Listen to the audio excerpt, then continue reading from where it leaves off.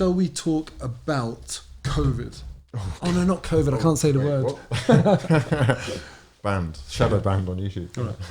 No, let's talk about it. Does the Premier League need a circuit breaker? Should we just break for a week, for 2? Is it getting out of control? Or do you want to just carry on? Is what getting out of control? Omicron. Oh, right. Okay. God, we went there. Is Omicron getting out of control? I don't know, bro. I'm not a scientist. I have no way of actually tracking Omicron. You're not allowed to say, I don't know, after what you said. That's now going to be my phrase of choice. You know, it's so funny listening to all these people. Like, we talked about this earlier, really, off camera, about, you know, I've tried to listen to experts. Yeah. And there is conflicting information out there, but the general consensus seems to be that like a winter break, which is something that other European leagues already do, should now be taking place to stop a congestion pile up, a mass cancellation even of the season, or just to stop risking people's health, I guess. Yeah, I think for me that last one's the most important one, where you've got like a lot of teams where players are contracting it. Is it not just more fair on them and their families if we just say, don't come into training for a week? I think there's a lot of cases of players who are actually unvaccinated, who've come into contact with people who have tested positive, and as a result are having to self-isolate. That is happening with a few players anyway. And that's interesting as well, because you mentioned they're unvaccinated, and we don't have to get into the whole vaccination thing, but you can get it even if you are vaccinated. Well, I saw a stat yesterday on Sky Sports News. It said it was EFL, right? So Football League. Yeah. But that is a wider scope, really, than the Premier League. Bigger sample size, yeah. Right. So they were saying 25% of players are at this time unvaccinated and have no plans on getting the vaccine at all. So we are going to have a situation where I think, like in Germany, seems to be happening. Clubs are now looking into the legality of fining players who miss training sessions or matches as a result of testing positive or having to isolate. Do you think... Docking wages, Do you think... Because all of these will come back to the contracts. Yeah. And a lot of these contracts... Because this is the first global pandemic in our lives. Yeah? Well, I say global pandemic. A pandemic is global, right? So it's an endemic that I think is domestic, and it's a pandemic that's global. I think that's how it works. Okay. So we say global pandemic, so I'm saying chai tea. It means the same thing. But anyway, the point is, given that it's the first one in our lives, would player contracts even have anything to cover this? Isn't that just going to open up loads of litigation? Well, I think it will anyway, but like Bayern Munich have been pretty hardcore about their stance, and I think Steven Gerrard went on record as saying we will look to sign vaccinated players because it's going to cause us less of a headache. And Jurgen Klopp in his programme notes the other day was talking about the vaccine, and he was even saying that I simply trust experts. Actually, that was one thing that he was saying. So he was very publicly out there with the support for vaccines. Yeah. But I guess the thing is, how would you feel? Let's say that right now, who's flavour of the month at Arsenal? Aaron Ramsdale, back-to-back Player of the Month awards. Everyone loves him. He's doing brilliantly, performing really well. If he stopped playing and the word from the club was, we're not selecting him because he's not vaccinated, how do you think the fans would respond to that? Not well, really. I think even vaccinated people have enough sort of common sense to be able to say it should be a choice. I think that probably does, though, come into question when it affects other people. And if it is to the detriment of the club, then maybe you wouldn't have everyone on board. Maybe people would be like, you're a fucking idiot for not just getting it. I think it could be really split. I feel like there could be loads of fans that would be annoyed with the club for not selecting him and forcing this on him. Loads of fans are annoyed with him for not having it. And I just got to ask, right, because it does play on my mind a little bit. Can we just sort of jump out of the hat for a second and have a look at the hat from outside, right? What we're saying is there is the potential in the future, near distant future, not too distant future, of a player who is unvaccinated being outcast from the side. I think potentially yes, because there has been is in fact one of your shows that you covered about fines if players aren't vaccinated and miss games. Yeah. But if we're saying that the legalities around that are going to make that too difficult to do, that they'll fight that in the court and you're not going to be able to fine players because the contracts even cover it, the only other option is that they're going to have to leave them out of the team. It's just like, I try and work logically, right, in my head. I try to be as logical as possible. And I'm a little bit blown away by how we are fast approaching a situation where people who have absolutely nothing wrong with them are being outcast, segregated. It is almost like, it's just illogical. And in effect, that's already happened. Look at the last round of Premier League games. Arsenal, you had to have a COVID pass or a negative test. And in theory, if they could check every one of the 60,000 people that attend the game, they would say to you, no, you have had a positive test, you have to go. Or they'd say that you haven't had the vaccination, so you have to go. So that's already, in a way, happening, even though they can't do it practically because there's too many people. Right, so it's almost like, and this is what I'm trying to say, like, I'm just trying to work logically, right? We are now at a stage where we are, how do we say it? It's not ostracizing, it's like you're dirtying, you're Guendouziing. Well, the people who have nothing wrong with them are, or the people who have nothing wrong with them and have chosen not to have the vaccine are basically seeing that choice turn them into the unwashed. Yeah, I hear what you're saying, yeah. But when they wake up, they're perfectly healthy, bro. There's nothing wrong with them. Yeah. Does that not seem illogical? I guess you'd have to have a really acute understanding of what risks you pose to other people by virtue of that choice. And I think, in all honesty, you and I would probably struggle to like sit the detriment to other people, right? Yeah. So if Chris Whitty, who he was flipping watch, if he was able to say categorically, let's say, Hugh, you're vaccinated, Mo, you're not. The chance of you causing someone else harm by passing this on is, because you're vaccinated, is 10%, and Mo, because you're not vaccinated, is 90%. Then if someone was able to really evidence that, then you could understand it. But it's so difficult, isn't it, to understand what the reality is out there? Because whether you're vaccinated or not, you can catch it, you can transmit it. It just seems like a very difficult call. Which takes us back to the question: is it just better to try and minimise those people who have got COVID and transmitting it to other players by just saying, let's have a break in the Premier League season, so that you're always... We've had breaks. We've had lockdowns. We've had masks, jabs, boosters. We've had... what more do we need to realise that this isn't going anywhere? We have to live with this. Klopp said this as well. I'm very confused, man. It's not logical. I do understand that this is super...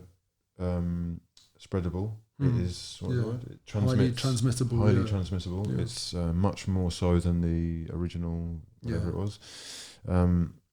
However, it's also being said that it is likely to be a lot less dangerous. Yeah. So that, I guess the question. So what you're saying is that, look, we've tried everything. It's always going to be around.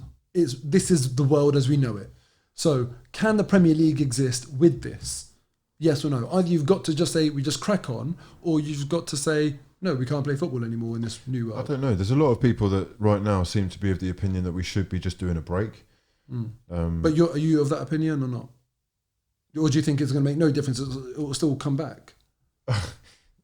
What suggestion is there that a break would fix anything? Yeah, this is what Jurgen Klopp said. He said it's going to come back anyway. He said no to a break. The new variant comes from South Africa, and as you know, it's popped up in the last few weeks.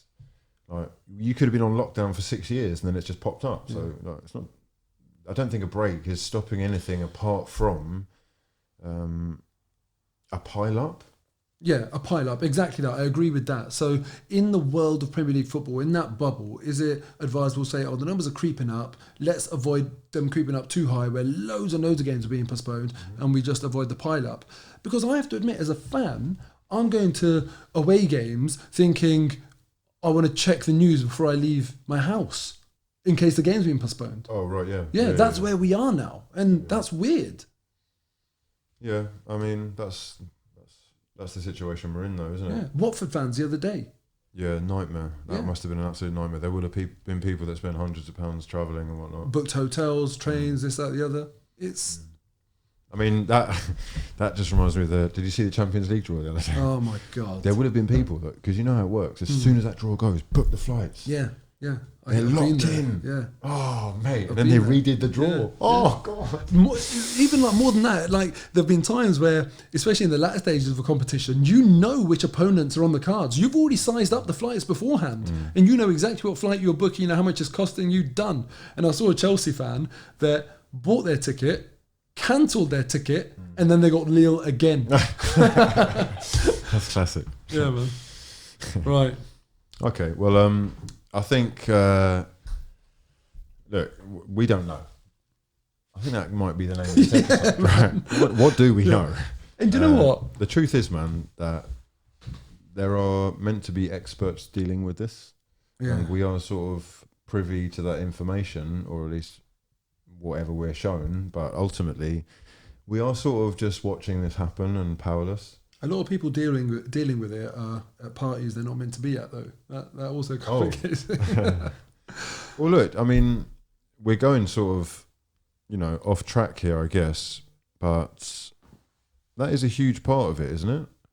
It undermines it all for me. It sort of makes a mockery of the whole thing. Yeah. I know people personally that skipped on seeing their grandparents, and as a result, their grandparents have only met their child once before passing away. Yeah. And that gap in their contact was simply because of him saying, don't do this, and mixed households or whatever.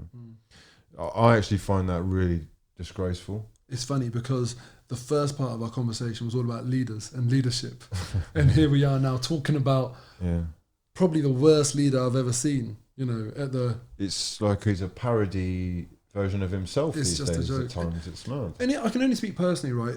For me, the impact personally is that when this all started, I felt like there was camaraderie. Let's all get through this together, and you chip clap in for carers and all of that. But now I don't bother keeping abreast of the rules because I find it annoying. I find it annoying that I know that I'm living in a society where there's rules for one and not the other. And that's where I'm at, man. Yeah. This. I said the clap for carers thing because it really that was my last straw. I basically I think I'm not alone in wanting to thank everyone who basically either put their life on the line or just was working round the clock to keep things going. Yeah. Especially in the NHS. Yeah. And I was one of those people. I went outside and clapped with the whole street. Right, okay, yeah. It was like a thing, like you said, it was a community thing, it's unity. We don't have much, we're going to step outside and say thanks in a weird way. It's a bit weird, but it is weird, we're doing it. Right? I don't do that anymore. I'll never do that again because I feel like my integrity, my intelligence is insulted by people that in the weeks to come, after everything that we'd been through, refused to give them pennies in terms of a pay rise. And at that point I was like, okay, well, I understand who you are now because you've shown me. I can't take away my gratitude for the people that didn't, but what I can do is I'm not playing your game. Yeah, exactly. Telling everyone to go outside at 8 fucking o'clock and clap. What are you talking about when you're out getting pissed with all your mates on Christmas Eve and whatnot? No. Claps don't pay the bills, right? It's not happening anymore. Yeah. It's at that point that I was like, well, in terms of leadership, you're not really doing it for me right now, man. Yeah, man. Absolutely, yeah. It's a very sad state that we're in. Like, there's a real opportunity for people to come together, and I feel like all of this is just dividing and will continue to be extremely divisive as long as you have things that people can so easily disagree on. Should I need to wear a mask if I go to the newsagent? Should I need to have the 4th, 5th, however many other boosters I'm going to need? Because this new variant is going to be one of many. And like when we're talking about this need and this divisiveness, I think trust is so important. You should be able to trust in people, in the experts and the politicians and that sort of thing, so you can actually feel like there can be that camaraderie. That has to be built on trust, and trust is at an all-time low. All-time low. Like, if the people who we're supposed to be trusting are getting their information from scientists and experts that they are themselves not even listening to, then how am I supposed to believe in you? And how are we meant to take it seriously?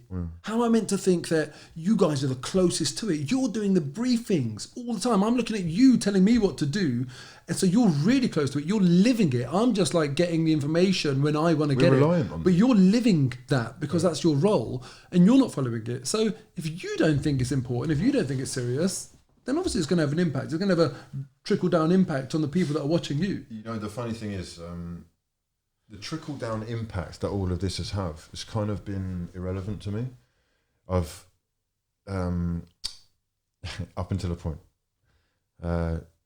when football was played behind closed doors and actually shut off for a short period as well last year, that was when it really like kicked in. I had been able to use football as it is, a voice, a distraction, and it really helps to take my mind off things. I can't stress, like, people have actually mocked me for saying this, but football is a lot of people's lives.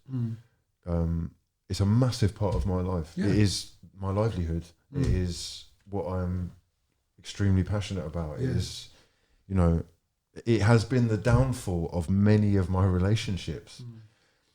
My obsession with this game is not going to go anywhere, but if I have it stolen away from me, it's tough. I'm going to start. It's not only tough, but I'm going to have to start looking at why it's being taken away. Yeah, understood. And doing the maths, it's not all adding up, bro. I don't know where we go from here, but the potential is for more postponements of games that leads to football being played behind closed doors again, or even stopped altogether for a brief period of time. If I have to predict it right now, I feel like they will pause the Premier League season at some point. That's how I see it going. Well, look, put it like this, right? We said initially, the most important thing out of all of this is not the football, it's people's health. Yeah.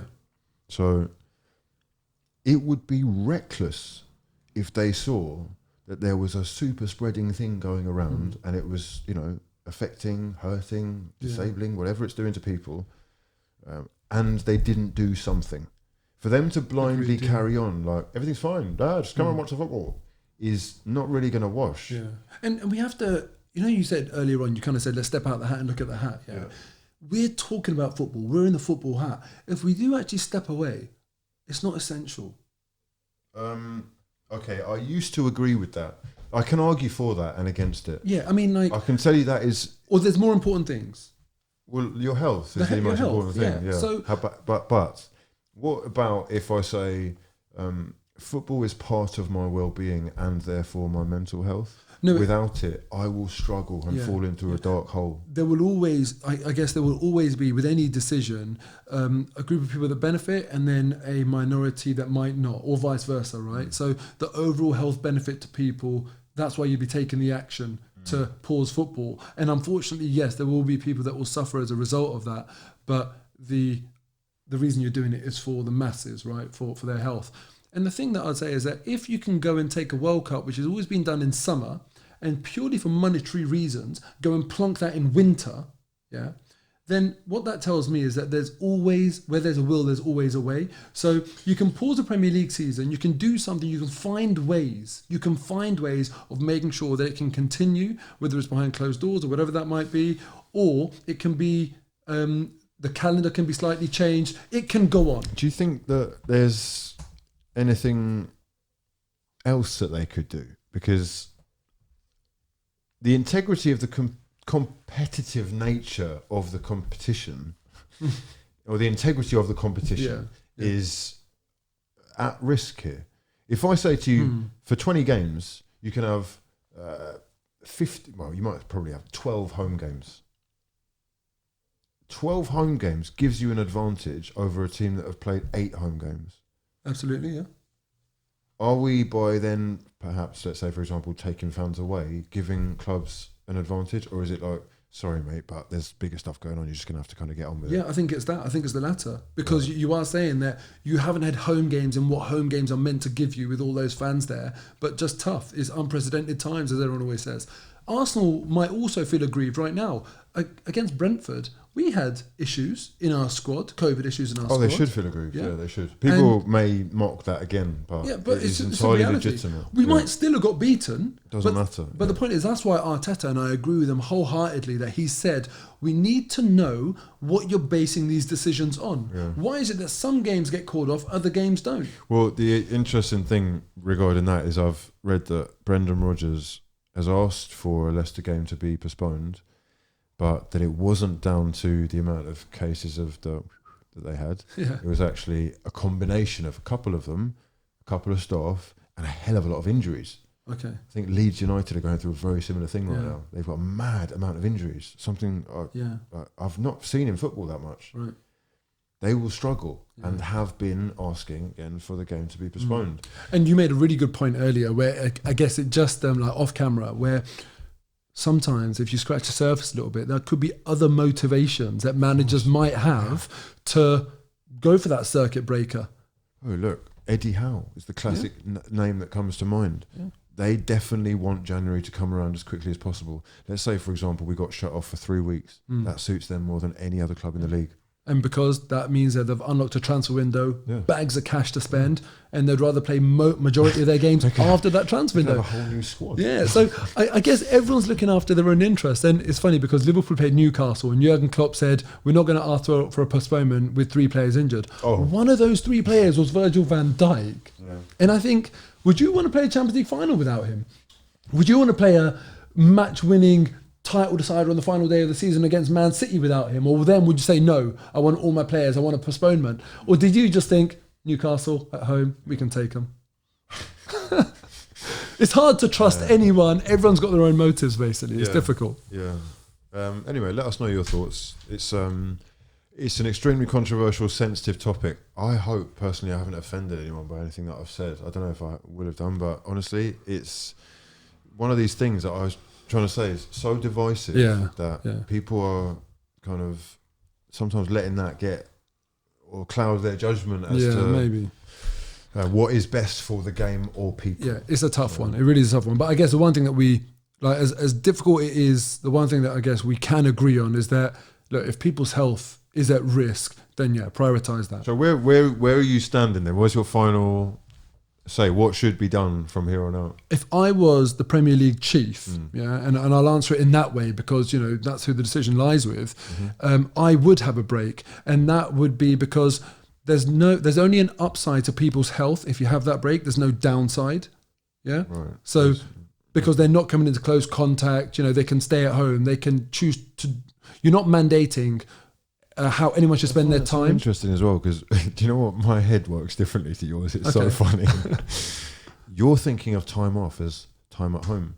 I'm thinking as time off as I've got 350 bags a week to spend in my gold fucking Lamborghini. Online. Let's party, bro. Yeah, I know, but then that's up to them. So as the Premier League chief, I can't be blamed for their actions. No, of course. But if I keep the season going, then they're contracted to come in and train. And remember they were calling like Kyle Walker COVIDiots. Oh yeah. For having stripper parties when they were supposed to be locked down. Yeah. I mean, they probably were locked down, but just inviting loads of people over. So if you want to do that, you do that on your own decisions, not on me saying that you have to go in training because we're keeping the season running. So that's the first reason. And then the second reason is that, look, in this world where it's hard to know what's going on and hard to trust what people are saying and that sort of thing, I just think that the Premier League is it's like, I think it almost direct society. It's very important to society. If we're being told to do something, yet there's football going on and fans going to stadiums, people often point to that. Oh, so you can have 60,000 people in the stadium, they can carry on playing football, but I can't stand in a queue or at a post office. It's so funny you say that. I read an article this morning by a guy who'd gone to the Chelsea-Everton game. Yeah.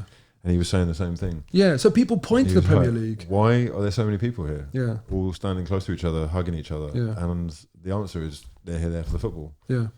Like the football matters to people. Yeah. But I think that because it is almost like this thing that people use and look to, if there's a danger to society, I think that the Premier League, rightly or wrongly, it's a role model in a way for society. And on that basis, if I'm the Premier League chief, I just want to make sure that I'm covering my own back. And I'd probably say the wiser thing to do, have a 10-day break of the season and we go again.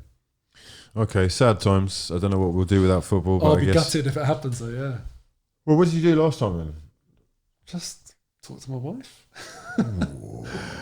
I'm really kidding. No, just you got to find other stuff to do. But it's never the same. Like, you miss it. Is the competition the same? There's a lot of people that will look at that Liverpool title win and think, they deserved it. No, I'm not one of them. Oh, so the new 5-sub rule or the no fans, that didn't affect anything for you?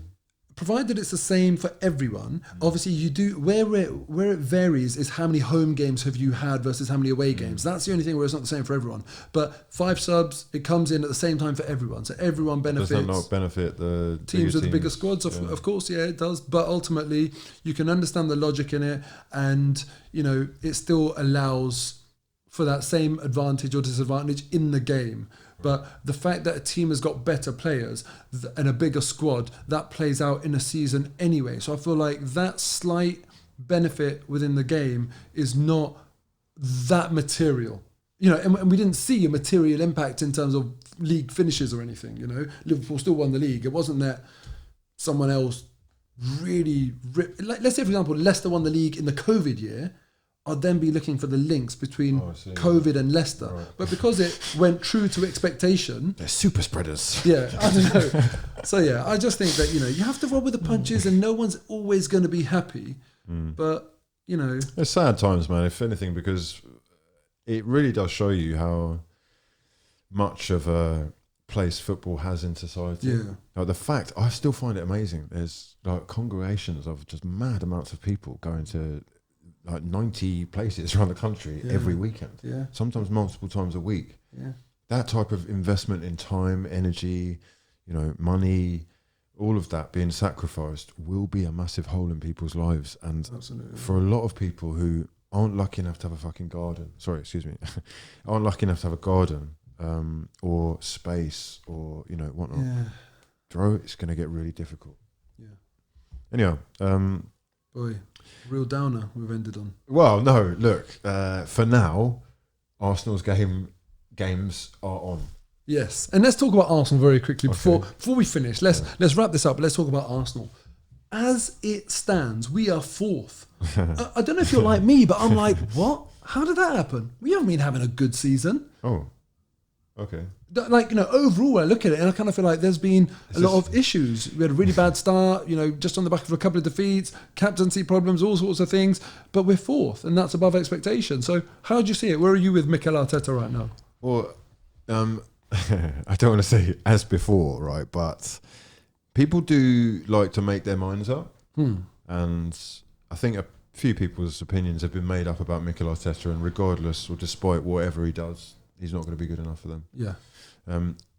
I find it really easy, a really easy way of being right, just to say that someone will always end up failing, because ultimately everyone does. Yeah. Right?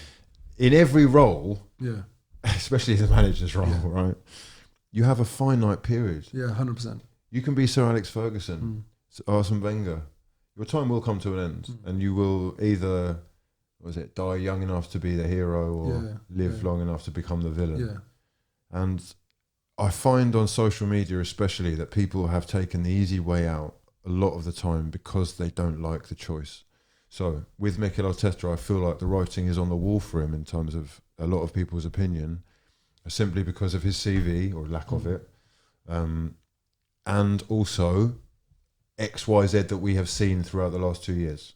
Now, I actually think, because one, I want to play left when they're going right, that he deserves some credit for the way that he's handled some of these situations. Yeah, for sure. There has been an almost mutiny effect at Arsenal with a planned exodus from a few players.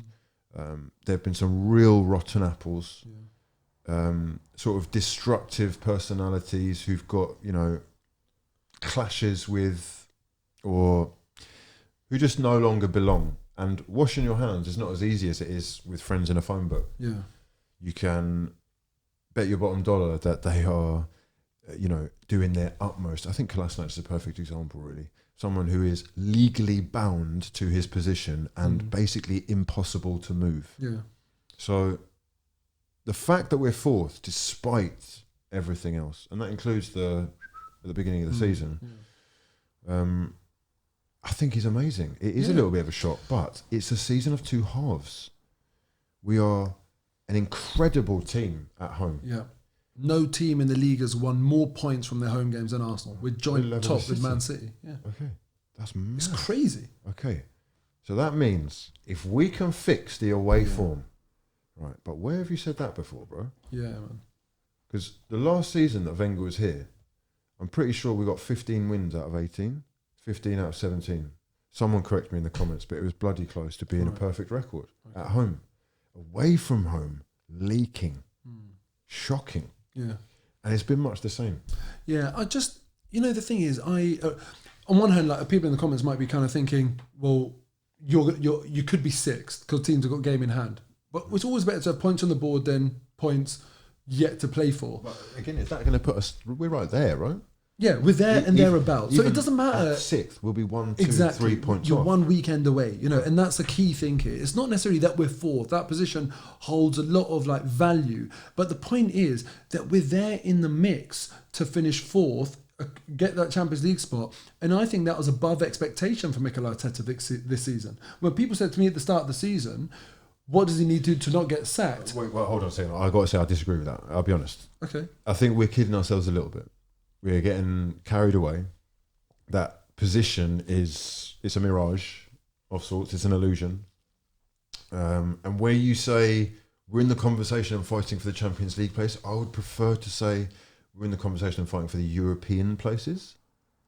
Yeah, but I think that is more realistic. No, but the thing is, where we qualify for the Europa League, that's the expectation I had for Mikel Arteta this season. We finished 8th last year. If we finish 6th, I think maybe we've got the 6th or 5th best squad in the league. Yep. So it's there or thereabouts expectation. For him to finish 4th, given how strong Chelsea, Liverpool and Man City are and how much money Man United have spent and the players that they have signed, the profile of those players, I think Arsenal finishing above them would be really good. And I think Man United fans and anyone associated with Man United would be very disappointed if they finish below Arsenal. So I think Arsenal finishing above them is brilliant for Mikel Arteta. So that's why I say, where if we are there or thereabouts and we can make that happen, Arteta has overperformed and deserves a lot of credit. At the start of the season, when people said, what does Arteta need to do to avoid being sacked at the end of the season, or to have a successful season, I said a top 6 finish and a domestic trophy. Oh, wow. Yeah?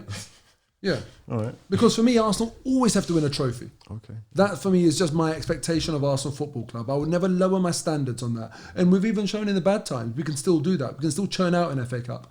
Even if it's a League Cup, that's absolutely fine. Win a trophy, keep that momentum and that habit of being a winning team. I mean, that is very trophies. doable this year, right? We're in the League Cup quarters. Exactly. It is very doable. And we'll have to play good teams to win it. But irrespective, we've shown we can do that. We've done that in Arteta's FA Cup win. So anyway, if he finishes 4th, that's above my expectation in the league. And the league is the true benchmark. And I'd say, hands up, well played to him. Even though I don't think long term, I don't think he's the man. Okay. But I want to give respect where it's due. What are you basing that off? I just feel like, his man management is really, really lacking at times. I think it can be quite poor. What's that off? Again, is that like the Guendouzi stuff? Guendouzi, Saliba, Ozil, Aubameyang. Okay. I feel like... I feel quite strongly about this, actually. Okay. If only for the sake of this debate, but I'll flip it. Go on.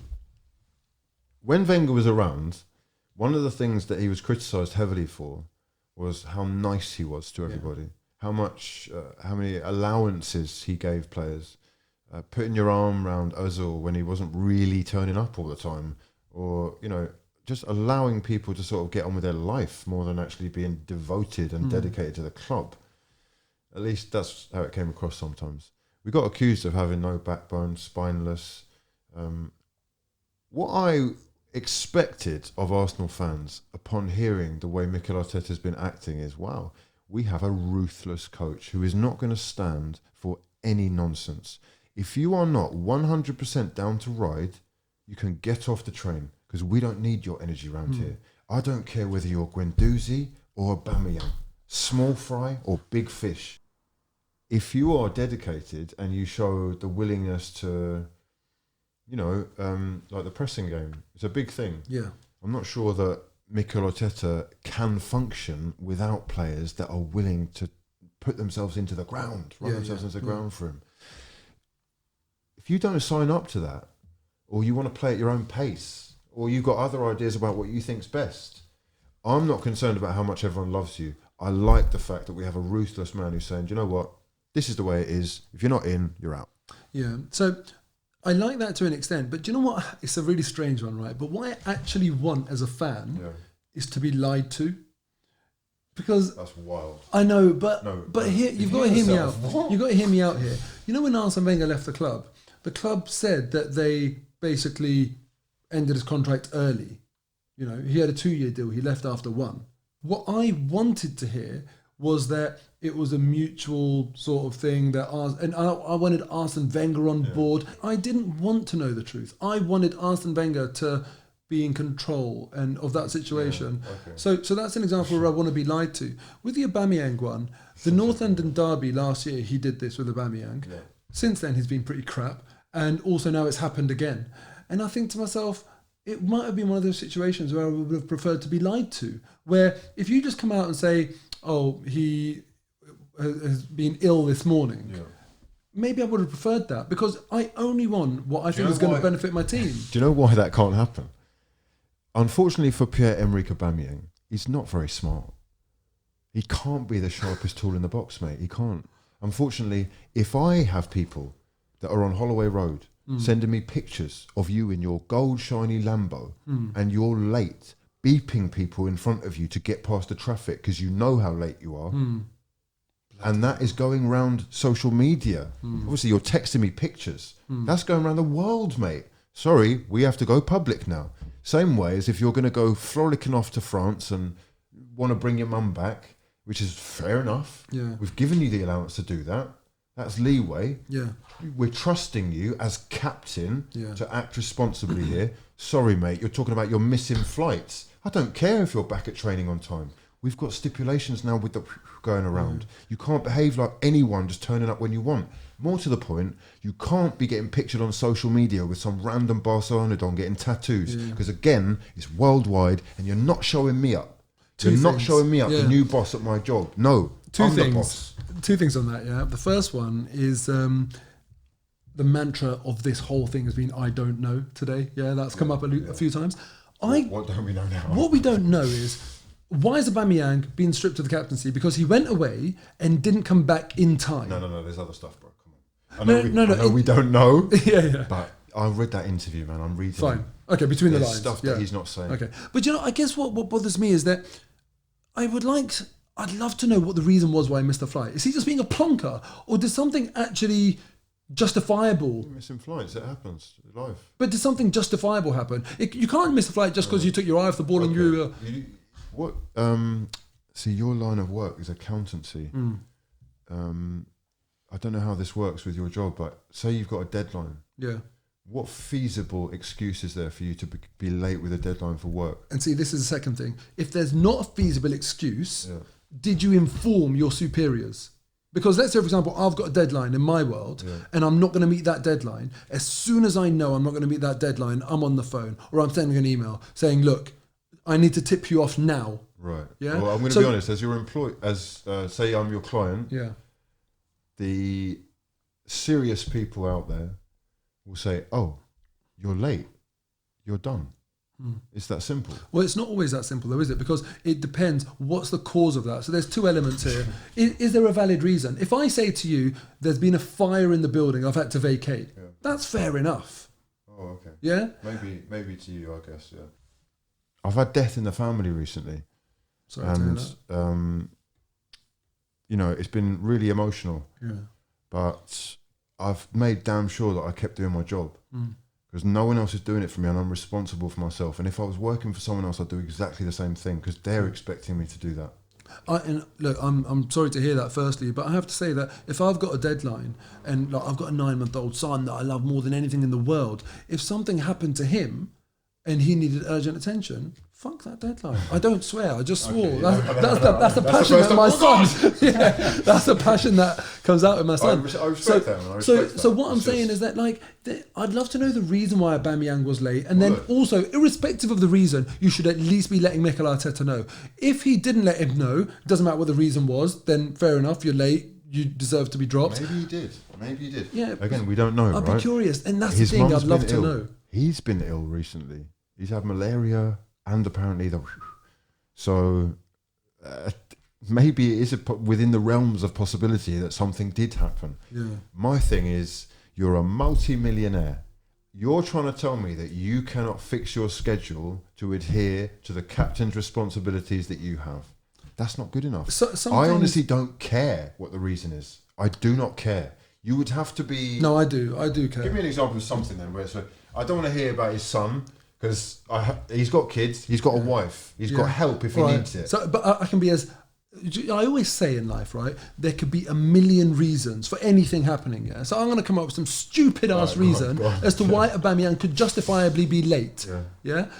He's on the way to the airport. He's going to get there 4 hours early, chill out in the lounge. He's consummate professional, done everything perfectly. Mum's with him, all of that sort of stuff. He sees someone get run over. On the way to the airport. That's really unfortunate, bro. Really unfortunate. Now, Aubameyang... Move on. Make sure you don't miss the flight. No, Aubameyang is like deserted place. This person needs medical attention. Aubameyang calls the ambulance. He's doing CPR. He's doing CPR. He calls the ambulance, and they say you have to keep him warm. You have to keep this person from conscious. So you have to talk to him. You have to carry on doing these things. Yeah. So Aubameyang's like, fine. This person's life is more important than my flight.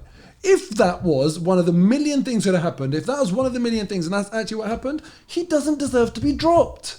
No, okay. Do you see what I'm saying? So I want to know. Can we separate like this fan fiction, right? The fantasy from reality? Yeah, because that's not what happened. Clearly, he is late, and whatever the reason is, Mikel Arteta or Arsenal have allowed him to go out and do extracurricular activities on the clock. We do realise he's getting paid while he's away on holiday in France, doing whatever he's doing. Yeah. Okay. That means that you have a responsibility to adhere to the deliverables, and that is one, you turn up on time. Yeah, exactly. Yeah, and more to the point, man. When he's turned up on time to training, because he was still on time to training, you haven't been able to follow the protocols. Yeah, exactly. Now that is irresponsible. Yeah. That is not captain material. Yeah, agreed. Behaviour. We have to trust that Mikel Arteta filled in the I don't know that we have. Yeah. So we have to trust that he said to Aubameyang, why were you late? Yeah. Why did you not contact me? And then has made a fair decision. And I think that people that want to be fair to Mikel Arteta will trust that he did that appropriately, and people that don't like him, that think he's a control freak and all of that sort of stuff, will just go on Aubameyang's side and slate him. You can be a control freak and still be right in this situation. Yeah, potentially. This, I still feel like the fact that they've allowed him to go and do this stuff means that he is the type of person that would make allowances for problems, especially if they were serious, like you're saying. I've got a feeling that his reputation is preceding him, and that is that he is living life to the fullest. Loud, bags, cars, big money, spiky fucking shoes, whatever they're called. Louboutins. Mate, like what? You're spending £800 on a pair of shoes, okay. You've got a lot of money, but it's all fair enough. You've all fair enough. We are happy for Aubameyang to do that. Becomes a problem and an easy target. Yeah. When you start stepping out of line. I'll never forget, man, when I stepped off the plane from Russia, World Cup, I was working for TalkSport. I was looking forward so much to going back into the offices and just like sharing the joy and experience and getting back on board with the project. And honestly, I stepped off the plane and my Twitter was full of TalkSport being slated because I can't remember who it was exactly, but someone had mistaken Lacazette for Aubameyang. Okay. And was calling Lacazette this flashy, only interested in fast cars type guy. Yeah. And as a result, TalkSport got labelled as short-sighted / racist. And immediately, before I'd even had the chance to tweet about this amazing experience that I'd been on as a result of being involved with them, I thought, I don't even want to be associated with them. I didn't even want to tell people that I'm with them. Because they don't even know the difference between Aubameyang and Lacazette. That's not. How can I take you seriously? That's an absolute joke. Right? Okay. I get the feeling that this behaviour or whatever has been going on, and you get it with what initially from Arsenal fans was not maybe, I don't think he was really manoeuvring his way out. It was more like Arsenal fans were on his side and the director of football at Dortmund was the problem. Now you're starting to see, he facilitated that. He manipulated the situation so that he could escape and was a problem there. It's interesting because at one point I remember someone tweeted something along the lines of, and people said Aubameyang was going to be a bad influence at Arsenal. He's loved, everyone loves him. And Aubameyang either quote tweeted it or retweeted it or something like that. So he obviously took pride in the fact that he had the captain's armband. Him and his family took a lot of pride in it. He took a lot of pride in proving that reputation wrong. And I feel like along with all that flashy stuff that we're talking about, people expect you to be that way, which I think is really unfair. You can be flashy but still be a really good professional. And I think I don't have much experience of like one-to-one contact, but watching him around people, he appears to be like really humble, man. He seems to be a really nice a people's person and doesn't really good energy. Good energy. All that positivity. And I do get frustrated by the always vibes. Like sometimes I want you to be serious. Like we've seen that clip of him chatting to Tyrone Mings when he's defending a corner. Mings says something, Aubameyang laughs. As soon as he started laughing, Mings has gone and scores a header. Sometimes I want you to be like on your game, but I don't begrudge him the flashiness. I like the fact that he's always smiling, enjoying life. That's a good thing as far as I'm concerned. But I'm going to back my manager on this one, but for me, it's not a choice where you have to either back your manager and hate Arteta or back your manager and hate Aubameyang, or back Aubameyang and hate Arteta. I'm going to back my manager. I'm going to trust that he has done the right thing by finding out why he was late and all of that stuff that we spoke about earlier. But also, I'm going to put the onus on Aubameyang and say, do you know what? Please don't let the story of your Arsenal career be this. Please prove that you will fight for that badge. You'll come back in the team, score loads of goals again, and have us singing your name again and be in the team. Do you think he's worth keeping hold of? At what point do we have to say, okay, that's been good? We haven't heard from him since all of this has happened, yeah? So I'm going to say... I mean as a player. Yeah, I do. And what does what he's got to say have anything to... Because if he is in the mindset of A.R.T.E.T.A, then no. He's got to be in the mindset... Do you think Arteta's been able to make players like Aubameyang respect? Do you think he garners respect from a player that he's played with or against? Even if it's not respect, even if it's a reaction, If Aubameyang's headspace is "I'll prove you wrong, Arteta," if it's a positive Arteta rather than Arteta, I'm downing tools. If it's a case of I'm going to prove you wrong and I'll make you look silly for ever dropping me, then I want that motivated Aubameyang back in the team. You know, the maddest thing is, I get the feeling that they don't want him because he is incredibly expensive. Yeah. He is not delivering the goods anymore. He clearly doesn't fit the style of play. And unfortunately, we have signed this contract and it's looking rather Ozil-esque. Yeah, absolutely, Just knowing what we know now about Arsenal, I can see that given how much money they've probably lost as a result of this, the pandemic and whatnot, they're probably looking to shave back any penny they can. Yeah. And they are probably getting as much from Martinelli, if not more, than Aubameyang, and at a fraction of the price. So smart business sense may well be to, again, sort of wash your hands of. And who would take him? Honestly, I think first in line has got to be Thomas Tuchel. At Chelsea? Why not? It's one up on Arsenal. No. Short term. No, I don't think he so. He can still score goals. Why would he ever play ahead of Lukaku? Well, Lukaku's injured half the time, isn't he? So. Yeah, no, but obviously when he comes back in, and they've even got Timo Werner on the bench as well. How much do you value Aubameyang at? I think that's a big part of it. Look, in terms of how I see... Price tag, I think at this stage, is not about a transfer fee, it's about getting him off the wage bill. That's where the value comes in for the club. But as in for the club that's buying him, it will be about that. I think Arsenal would potentially facilitate a move for Aubameyang for minimal. 5, 10. £5 million. Because the point is, how much is he costing them when he's not playing? The value. Well, it's not 375 grand a week, as every headline keeps telling you. You're getting bonuses for appearances. You're getting bonuses for goals, assists, how long you're on the pitch, if you started the game. He's not getting his full money right now by not being involved, bro. Sure, but the point is, he's, when you look at that trade-off between how much you're spending and what you're getting in return, like you spoke about with Martinelli, with Aubameyang, it's awful. And now, because of what's happened, his transfer fee has dropped massively. Coming up to the January transfer window, he hasn't played the last 3 games. We don't know if he's going to play any more football before the January transfer window. So if Newcastle come in and say, we'll give you 5 million and take him off your hands... No, that's daft. That's daft. But he's worth minimum 20. I would say 25. Well, Arsenal will struggle to find anyone that will match his wages. And on that basis, his transfer fee now is, for me, it's just plummeted so much that I'm asking myself the question, would Arsenal let him go? Just get out. You know, we're lucky to have a suitor for you. You know that Transfermarkt website? Yeah.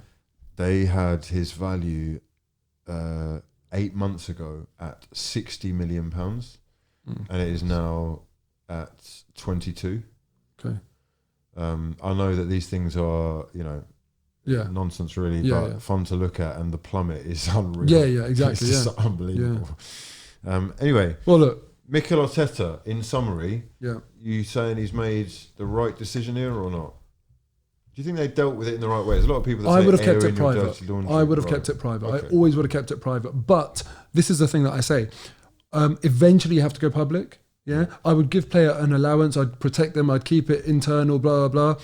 And given that it didn't work the first time, I wouldn't have done it the second time. But I asked myself the question, do I think Mikel Arteta has gone public 100% of the time Aubameyang has stepped out of line? I think probably not. I think there would have been times where Aubameyang has done stuff behind the scenes and Arteta has protected him. Yeah. So on that basis, maybe he has kept it private as well. And it hasn't worked. And he's left with no choice. But, exactly. So on that basis, I'm going to say, I'm guessing here. Obviously, we don't know. That's been the tagline today. But I'm guessing Arteta has tried not to make this public. And also, the question I've got for you, Hugh, with an Amazon documentary and the cameras being there, do you think he even had a choice? Do you think it was ever possible for this to not become public, given that the cameras are there? Yeah, quite possibly not. This is one of the most disappointing things about Aubameyang's behaviour, or the way that it's gone down, is he's fully aware that this is all being fly on the wall, and I can't wait to watch it. He will be the subject of many an episode, basically. I cannot wait to watch it. Honestly, I'm hearing Arsenal want to sign up for another season as well. So listen, we'll get like triple the money given how much material we're giving them. Anyway, on that note, we will leave you and love you. Absolute pleasure, as per usual. This was two-footed big time. We really went in two-footed, man.